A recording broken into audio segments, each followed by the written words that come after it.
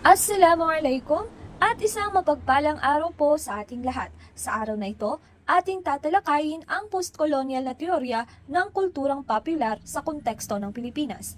Ako po si Shalhani M. Barauntong at kasama ko po sa pagbabahagi ng kaalaman na ito ang aking kapwa mag-aaral, si Rashid Abdullah. Sana po ay maging makabuluhan ang ating talakayan. Ano ang postkolonyalismo?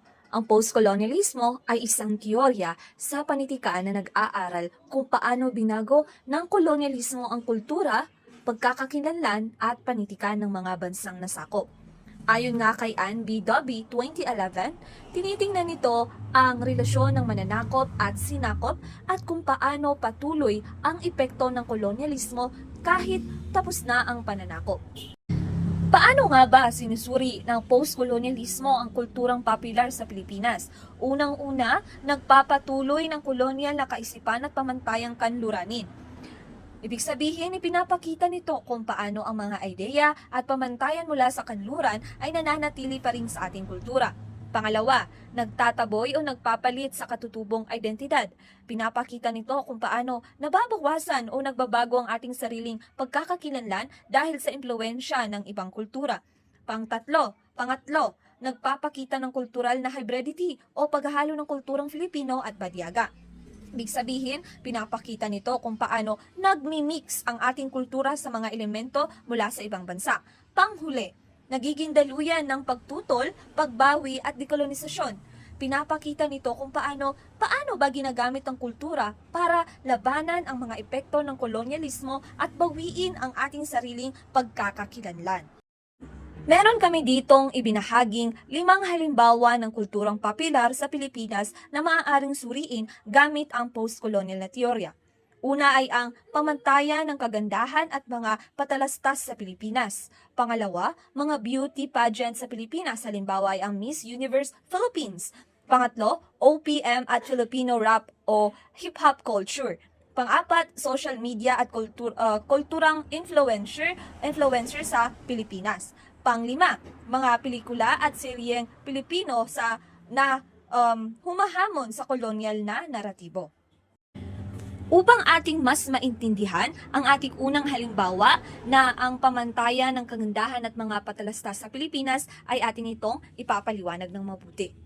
Sa konteksto ng postkolonyalismo, sinusuri nito kung paano ang mga pamantayan ng kagandahan sa Pilipinas na naiimpluwensyahan ng mga ideya mula sa kanluran. So, una ay ang kulay ng balat. Madalas, mas pinapaboran natin ang mga mapuputi o makikinis na balat sa mga patalastas at media, hindi ba? Dahil nagpapakita ito ng impluwensya ng kolonyal na pagtingin sa kagandahan. At ang katangian ng mukha at katawan.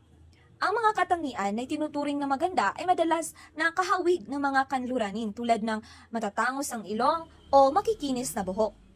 Paggamit ng mga produktong pampaganda, ang mga patalastas ay nagpo-promote ng mga produkto na nagpapabuti ng balat o nagpapabago ng natural na katangian na nagpapakita ng pagtangkilik natin sa mga pamantayan ng kagandahang dayuhan. Sa madaling salita, ipinapakita nito kung paano ang mga pamantayan ng kagandahan sa Pilipinas ay hindi palaging orihinal, kundi resulta ito ng impluwensya ng kolonyalismo. Hi everyone, magandang araw sa inyong lahat. Ako po si Rashid Abdullah at atin po ipagpapatuloy ang ating talakayan sa post-colonial theory. Isa sa ating mga halimbawa ay ang OPM at Filipino rap or hip-hop culture Sa pagsusuring post-colonial, ang pag-usbong ng OPM, lalo na ang Filipino rap at hip-hop, ay maaaring suriin bilang anyo ng post-colonial na pagtutol o resistance. Ang hip-hop kasi ay nagmula sa kanluran gaya ng Amerika, ngunit inaangkin at binabago natin mga Pilipino upang ilahad ang ating sariling karanasan, kahirapan, katiwalian, kolonyal, nakasaysayan at pambansang identidad. Ngunit maraming mga Pilipino ang tumatangkilik pa rin sa mga dayuhang mga awit gaya na lamang ni Taylor Swift, kung saan maraming mga Pilipino ang sumusuporta sa kanya at sa kanyang mga awitin kaysa sa ating mga OPM, di ba? Tingnan natin sa konsepto ng kasal dito sa Pilipinas, kahit sa anong kultura man dito sa Pilipinas, o kahit saang lugar, dito sa Pilipinas, maraming kasalan na nagpapatugtog or yung mga pinapatugtog nila is mga banyagang awitin, di ba? Dahil para sa atin, mas sweet siya pakinggan kaysa sa mga OPM. Mas may impact ba? Lalo-lalo na kapag naglalakad ang bride, di ba? So, parang mas gusto pa rin natin yung mga English na awitin kaysa sa mga OPM, di ba? Andun pa rin yung impluensya ng pagsakop sa atin ng mga Amerikano. So, pangatlo, paggamit ng wikang Ingles. Halimbawa, sa mga pelikula, patalastas, at saka social media influencers. Sa post-colonial na pagsusuri, ang Ingles ay madalas itinuturing na wikang katalinuhan o ito yung itinuturing na wika ng katalinuhan at mataas na antas sa lipunan. Dahil dito, ang wikang Pilipino ay naisasantabi, di ba? Mas pinipili natin yung wikang Ingles. Ipinapakita ng post-colonial na teorya kung paano nagpapatuloy ang impluensyang kolonyal ng Amerika sa usaping wika at identidad. Mapapansin natin sa ginawa naming term paper na ayon sa mga estudyante, mas sosyal daw gamitin ang Ingles kaysa sa wikang Pilipino. Nagpapakita lamang ito na malaki ang impluensya sa atin ng mga Amerikano pagdating sa wika. Para ang wikang Pilipino ay parang sinasabi nila dito na yung wikang Ingles ay mas dominant kaysa sa wikang Pilipino. 'Di ba? Sa wikang Tagalog or wikang Filipino. Sa mga patalastas, sa mga opisina o kahit saan tayo tumingin sa ating paligid, may mga wikang Ingles. Lahat ng nakasulat wikang Ingles. Kung may makikita man tayo na nakasulat sa wikang Pilipino ay kakaunti lamang. Pero ang marami pa rin ang nakasulat sa wikang Ingles. So, nagbabago na tayo kung paano natin gamitin ang wikang Ingles. Dati, yung may mga pinag-aralan or yung may mataas na antas sa social life ang marunong magsalita ng Ingles. Ngunit ngayon, pati yung mga anak na hindi nakapagtapos ng pag-aaral ay marunong nang magsalita ng Ingles dahil na din sa impluensya ng teknolohiya sa kanila. Parang naging normal na sa atin ba? Naging normal na siya para sa atin ang pagsasalita ng wikang Ingles. So, pang-apat, mga pelikula at seryeng Pilipino na humahamon sa kolonyal na naratibo. Mga halimbawa nito, yung General Luna, Goyo, Maria Clara at Ibarra, yung bagong palabas ngayon na yung Manuel Quezon. So, sa post-colonial na pagsusuri, ang mga obrang ito ay nagsisilbing kontra-naratibo sa kolonyal na kasaysayan. Binibigyang boses ang perspektibong Pilipino at binabawi ang mga kwentong matagal na ipinakita mula sa pananaw ng mananakop.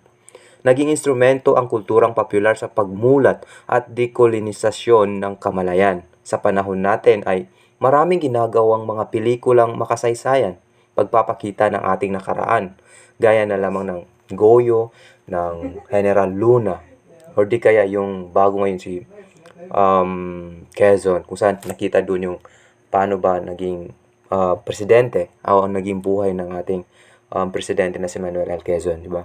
Ngunit kung mas titingnan natin sa mas malawak na perspektibo, mas tinatangkilik pa rin ng mga Pilipino yung mga love stories na mga nahango sa ibang bansa o yung kadalasan na rich and poor tandem, di ba? At saka rich and poor tandem kung saan na yung parents ng isa ay mata pobre.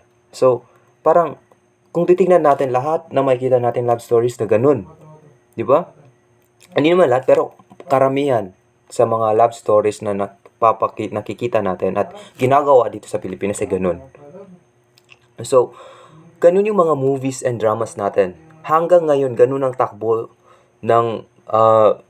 sa Pilipinas. Kahit nakasulat sa wikang Pilipino, ay hango pa rin sa concept ng Western movies. Agree? Diba? So, look at sa mga movies or love stories ng Amerika, parang Pilipinas lang. So, diba? Parang ganun, same concept lang. Pero, Pilipino siya. Gawa siyang Pilipino. So, panglima, social media at kulturang influencer sa Pilipinas gaya na like for example, TikTok trends, Instagram aesthetics, vlogs. So, sa post-colonial na pagsusuri, maraming Pilipinong influencer ang ginagaya ang kanluraning paraan ng pananamit, pananalita at pamumuhay na nagpapalakas sa idea na mas mataas ang banyagang kultura. Gayunpaman, may mga content creator ang nagsusulong ng wikang Pilipino, lokal na katatawanan at katutubong kasuotan. Patunay na ang social media ay maaari rin maging espasyo ng pagtutol at pagmamalaki sa sariling kultura. Pero, tignan natin, look. Kung open natin ang ating mga TikTok, kumbaga, o IG, no? Saan ba nagmula ang itong aesthetic na to, na aesthetic na pananamit? Yung mga pinopost natin sa IG, di ba? Yung mga coffee shop, milk tea, and yung mga masasarap na kainan, di ba? Western lahat siya, di ba? Makikita natin na minsan nga ginagaya natin ang mga accent kung paano sila magsalita. Yung mga itsura ng mga coffee shop. Hindi mo makikita na ito ay coffee shop sa Pilipinas dahil ibang bansa ang atake nila. Ibang bansa yung atake ng mga coffee shop sa Pilipinas. Like, pati nga yung mga infrastructure natin, for example, like mall, coffee shop, milk tea shop, lahat. Nakadepende tayo sa ibang bansa. So, para sa atin, sila yung standard. No? Kasi yung gusto natin, makasabay tayo sa kanila. Like, for example, kung ano ipopost natin, dapat magmukha siyang pang ibang bansa yung atake, yung level ng ipopost natin, share natin sa IG, sa ating mga story. So, we always rely sa ibang bansa as a standard of living. Wala tayong pundasyon na ito tayo mga Pilipino, ito yung ating ipinagmamalaki. No. So, kinakailangan talaga makasabay tayo sa trend. So, ang ginagawa natin is panggagaya kung ano ang tinatangkilik ng iba. Sa mga TikTok influencer natin, anong pinopromote nila? Mga western makeups, di ba? Pati mga lalaki may skincare na rin na iba't ibang uri, like for example, mga Korean skincare, ganun.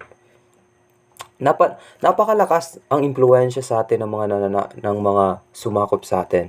Lahat ng galaw natin makikita mo na nabahiran ng pagka-western. Lahat ng ginagawa natin may pagka-western. So, bilang konklusyon, no, sa konteksto ng Pilipinas, ipinapakita ng postkolonyal na teorya na ang kulturang popular ay hindi lamang libangan, kundi pagpapatuloy ng kasaysayang kolonyal sa makabagong anyo. Bagaman may mga anyo ng kulturang popular na nagpapatibay sa kolonyal na mentalidad, mayroon ding mga likhang sining at media na nagsisilbing daan tungo sa pagbawi ng identidad at pambansang kamalayan. Sa kritikal na pagsusuri ng kulturang popular, mas nauunawaan ng mga Pilipino ang kanilang nakaraan at mas napagtitibay ang kanilang tinig sa patuloy na proseso ng dekolonisasyon. So, doon lamang nagtatapos ang aking ulat. Maraming salamat.